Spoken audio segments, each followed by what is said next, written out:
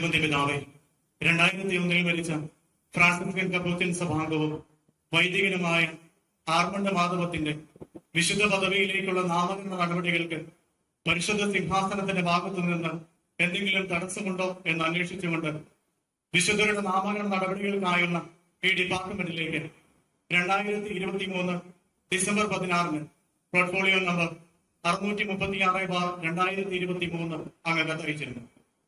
ഈ ഡിപ്പാർട്ട്മെന്റിൽ നിന്ന് 1983 ഫെബ്രുവരി 7 പുറപ്പെടുവിച്ച വിശുദ്ധരുടെ നാമകരണ നടപടികളിൽ മെത്രാൻമാർ പാലിക്കേണ്ട മാർഗരേഖകൾ അനുസരിച്ച് പ്രസ്തുത ദൈവനാഥന്റെ വിശുദ്ധ പദവിയിലേക്കുള്ള നാമകരണ നടപടികൾ തുടങ്ങുന്നതിന് പരിശുദ്ധ സിംഹാസനത്തിന്റെ ഭാഗത്തു നിന്ന് തടസ്സങ്ങളൊന്നുമില്ല എന്ന് സൂക്ഷ്മ പരിശോധനയ്ക്ക് ശേഷം അറിയുവാൻ വളരെ സന്തോഷമുണ്ട്.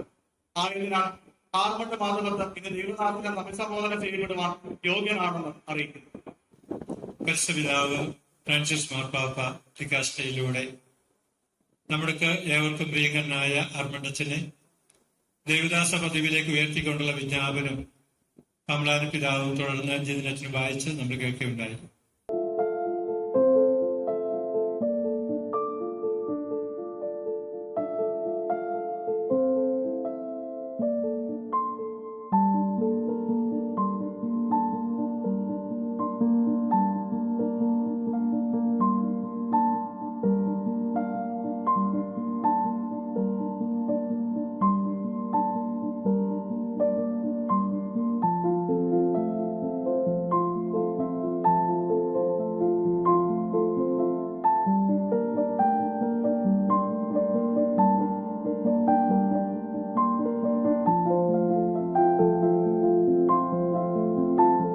I, Mar Joseph Pamblani, Archbishop of Tellicherry,